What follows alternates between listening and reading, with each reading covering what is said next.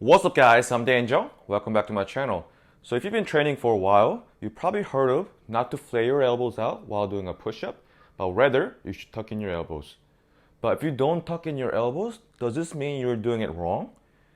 And if you want the most powerful, strongest push-ups, what is the ideal elbow angle? And then what should be the ideal hand width for your position? So that's what we're going to find out in this video.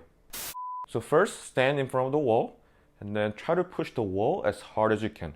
Try to experiment with different elbow angles and then width of your hands. So first, maybe try it with your elbows tucked in slightly, about 30 to 45 degree angle. And then try another one with your elbows completely tucked in right by your hips. And then finally, you can flare your elbows out and then try to push. Notice some differences and then notice what position you find the strongest. So I think for most people, we'll find out that when your elbow is about 30 to 45 degree angle, and when your hands are shoulder width apart or a little bit wider, that's the position that you feel the most powerful and the most strongest. So you can also go ahead and try it out and then see if you agree with me. So if you're trying to improve the number of reps in push-ups, or maybe you're trying to prepare for the physical aptitude test for firefighters, police, or military, or you just want to get good at push-ups, this is the position you want. So 30 to 45 degree angle for your elbows and hands shoulder width apart or just a little bit wider. So this is the strongest position, but does this mean other form of exercise is wrong? Let's find out.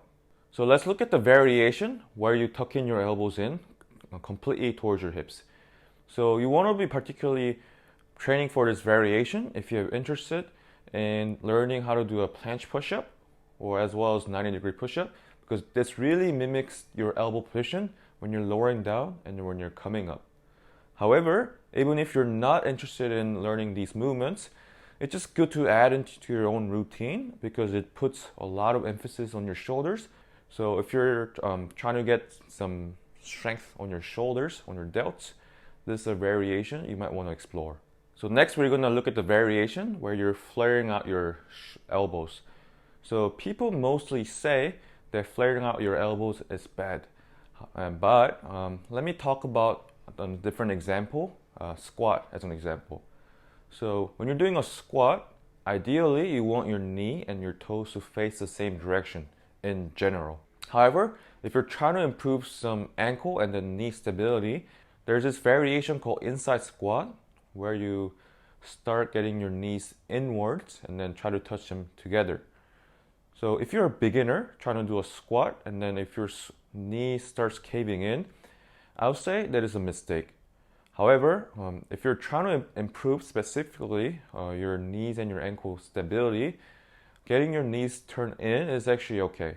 So it's very crucial to know the difference between making mistakes and then trying to do it in purpose, with intentions. So let's look back into our example with the push-up. So I intentionally internally rotate my shoulder as much as I can, as well as my wrist. And then this variation is actually called the dorsal push-up. And then you want to be working on this variation if you want to improve some stability on your shoulders. So at first glance, this position may look pretty dangerous. Yes, I cannot say this is the safest push-up ever, but if your shoulder is ready, if your wrists are ready, this is a variation you can explore in order to add some extra stability on your shoulders.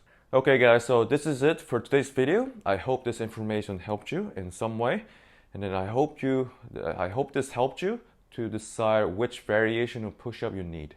Thanks so much for watching guys, like always, and let me know in the comment section below what you want to see in my next video, and like always, I'll see you in my next video.